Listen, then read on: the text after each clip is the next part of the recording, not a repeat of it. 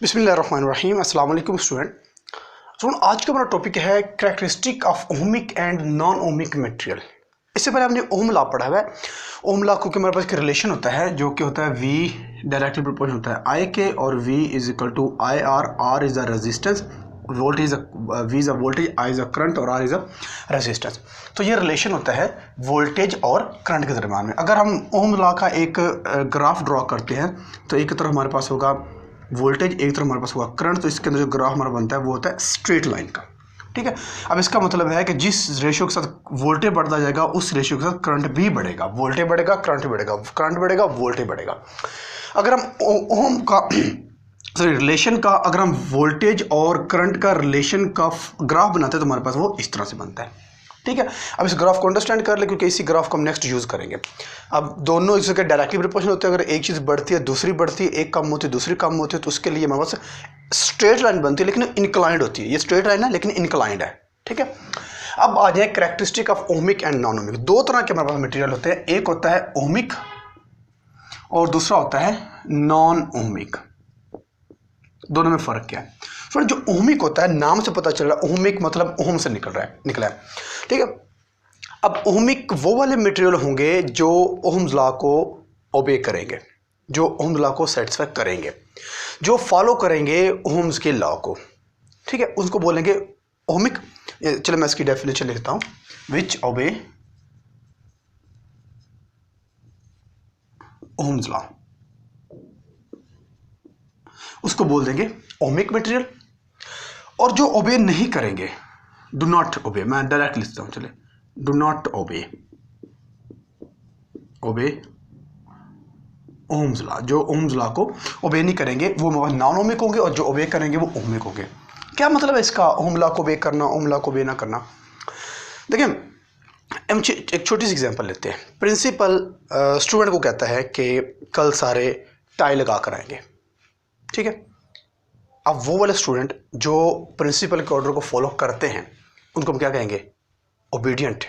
ठीक है, कि ये प्रिंसिपल के या अपने टीचर के ऑर्डर को फॉलो कर रहा है, उनको फॉलो कर रहा है, हम कहेंगे वो ओबीडियंट है। और जो फॉलो नहीं करेंगे, जो अगले दिन भी टाई नहीं लगा कर रहे हैं, जो अगले दिन भी प्रॉपर यूनिफॉर्म में नहीं आएंगे, उनको हम क्या कहेंगे? ओबीडियंट नहीं, उनको हम ओबीडियंट का उल्ट ही कहेंगे। जैसा कि यहाँ पर ओहमिक और नॉन ओहमिक है ना, वैसे हम उसको नॉट ओबीडियंट कहेंगे। ठीक है, इररिस्पेक्टेड स्टूडेंट हम उसको कहेंगे। ठीक है। तो इसका मतलब है कि जो ओहम लॉ को, अच्छा अब इसको तो मजीद लेकर चलते हैं। देखिए ओहम कहता है कि वोल्टेज और करंट हमेशा एक ही रेशियो के साथ बढ़ते हैं जब रेजिस्टेंस उसमें कांस्टेंट होती है। ठीक है। वो कहता है अगर रेजिस्टेंस को कांस्टेंट रखा जाए ना तो जितना वोल्टेज होगा उतना ही करंट होगा। या फिर ओहम लॉ ये भी कहता है कि जब ऐसा मटेरियल, ओके अब अंडरस्टैंड करना गौर से, ऐसा मटेरियल जिसके अंदर वोल्टेज बढ़ाने से, जिस रेशियो से वोल्टेज बढ़ा है उस रेशियो से करंट भी बढ़ता जाए लेकिन जो रेजिस्टेंस उसकी वो कांस्टेंट रहे, उस मटेरियल को हम बोल देते हैं ओहमिक मटेरियल।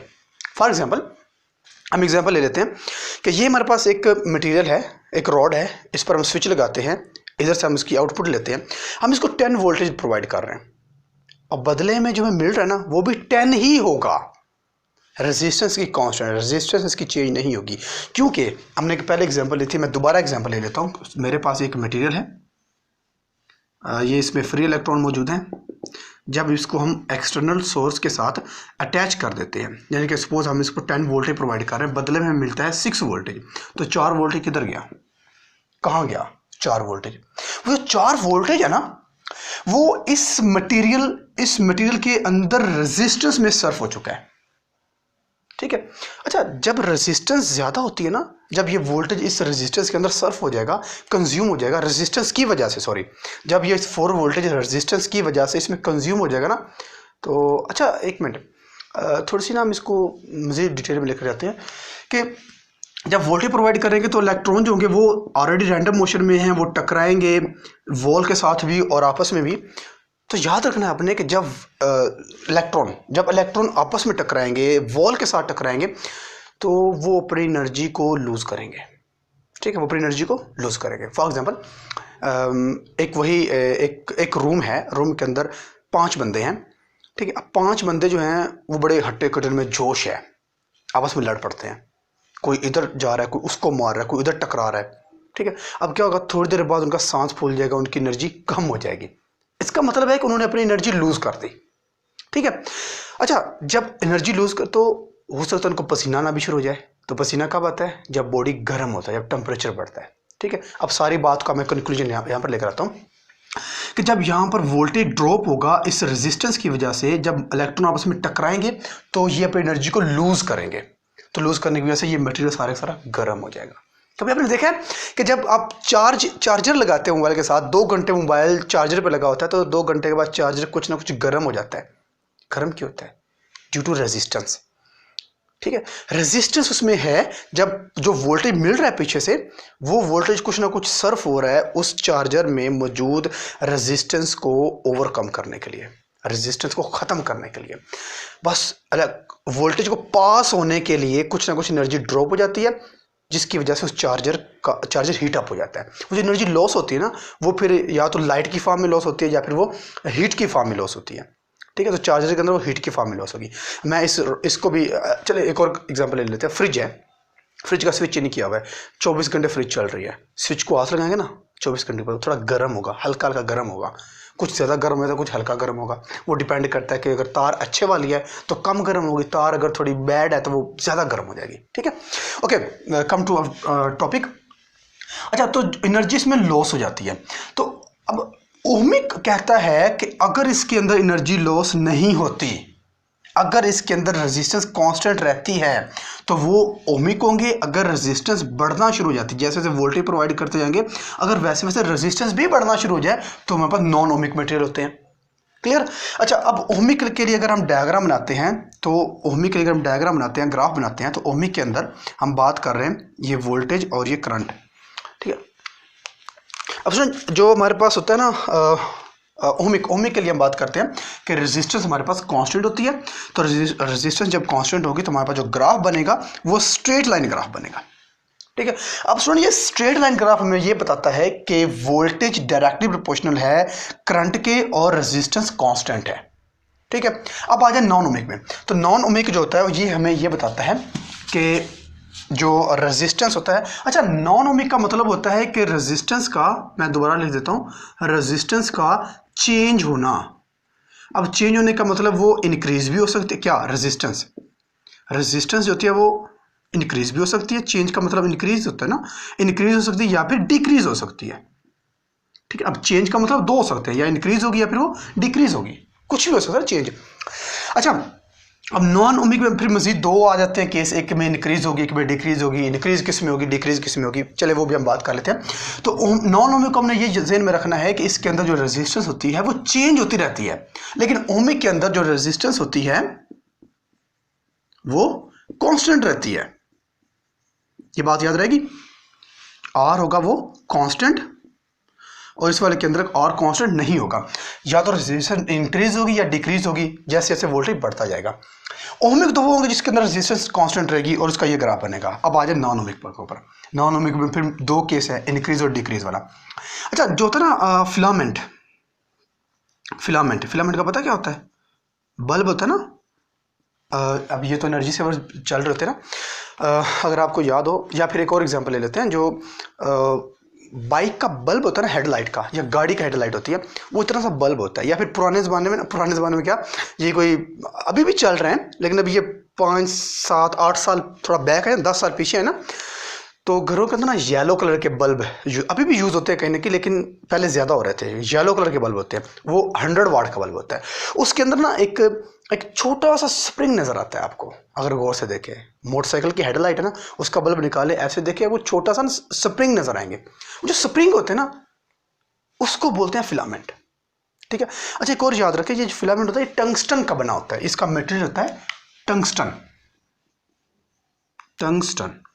ये टंगस्टन मटेरियल का बना होता है। फिलामेंट जो होता है वो टंगस्टन मटेरियल का बना होता है, ठीक है। अब जो फिलामेंट होता है, जो मैंने आपको बता चुका बल्ब के अंदर होता है, इसकी प्रॉपर्टी ये होती है कि जैसे जैसे वोल्टेज पास होता रहता है ना, वैसे वैसे फिलामेंट के अंदर रेजिस्टेंस इंक्रीज होती रहती है, ठीक है, जिसकी प्रॉपर्टी होती है। इसका मतलब है कि रेजिस्टेंस इंक्रीज होती है, तो ये रेजिस्टेंस इंक्रीज हो गई है, मतलब ये कि ये गर्म हो जाएगा, तो मैंने आपको बताया कि रेजिस्टेंस जिस मटेरियल के अंदर जितनी ज़्यादा होगी ना वो उतना जल्दी हीटअप होगा। तो ये ज़्यादा हीटअप होगा, इसीलिए फिलामेंट ज़्यादा हीटअप होगा, इसीलिए वो जो येलो बल्ब है ना 1 घंटा चलने के बाद उसको हाथ नहीं लगा सकते थे, इतना गर्म हो जाता था। ठीक है, तो इसमें रेजिस्टेंस क्योंकि इसमें बहुत ज़्यादा इंक्रीज होती रहती है। तो इसका जब हम ग्राफ अगर आप देखें तो इसका हमारे पास ग्राफ बनता है, ये आई और ये वी, इसमें हमारे पास जो ग्राफ बनता है वो कुछ यूँ बनता है ऐसे।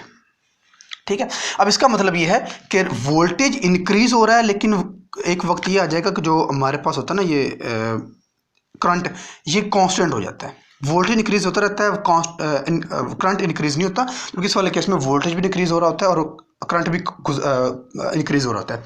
इस वाले केस में वोल्टेज एक खास वोल्टेज के बढ़ने के साथ करंट बढ़ेगा, लेकिन एक खास हद तक, यहाँ तक जाकर करंट इतना बढ़ेगा, लेकिन उसके बाद करंट नहीं बढ़ेगा, वोल्टेज बढ़ता जाएगा। तो फिर तीसरी क्या चीज़ आ जाएगी, रेजिस्टेंस, फिर रेजिस्टेंस बढ़ना शुरू हो जाएगी। और दूसरा केस है डिक्रीज वाला। डिक्रीज के लिए एक इसकी एग्जांपल होती है thermistor. You know what is thermistor? तो फ्रेंड्स, थर्मिस्टर एक डिवाइस होती है जो अक्सर बिल्डिंग्स के अंदर, स्कूल के अंदर, कॉलेज के अंदर छत के साथ लगी होती है। अलार्म, फायर अलार्म, ठीक है, यानी कि आग लग जाए तो वो अलार्म बजना शुरू हो जाता है, तो उसको बोलते हैं थर्मिस्टर। ठीक है, अब थर्मिस्टर जो होता है ये हीट सेंसिटिव होता है, ये हीट सेंसिटिव डिवाइस होती है। ठीक है, ये थर्मिस्टर जो होता है ये हीट सेंसिटिव डिवाइस होती है, तो ये बहुत कम हीट को भी डिटेक्ट कर लेता है। तो उसमें इसके अंदर क्या होता है, इसके अंदर ना उल्ट केस होता है कि जैसे जैसे वोल्टेज पास होता जाता है, इसकी जो रेजिस्टेंस होती है वो डिक्रीज होती जाती है। तो इसका जो हमारे पास ग्राफ बनता है वो हमारे पास इसका उल्ट बनेगा, यानी कि वो यूं हो जाएगा। ठीक है, इसके अंदर करंट बढ़ती जाएगी, वोल्टेज कांस्टेंट भी रहेगा, तो करंट इसके अंदर बढ़ती जाएगी, करंट बढ़ती जाएगी। क्यों? क्योंकि इसके अंदर रेजिस्टेंस जो है वो कम होती जाती है, कम होती जाती है और कम होती जाती है। क्लियर? तो फ्रेंड ये था हमारे पास। अच्छा, एक और चीज़ मैं आपको बता दूं कि जो ओहम्स लॉ, चलें अब फिलहाल ये याद रखें कि अच्छा, इसमें हमने पढ़ा है characteristic of ohmic and non ohmic. एक होता है ओहमिक, एक होता है नॉन ओहमिक। ओहमिक होता है जो ओहम्स लॉ को ओबे करता है, और नॉन ओहमिक जो ओहम्स लॉ को ओबे नहीं करता। Clear student? ये था आज का हमारा टॉपिक। Thank you.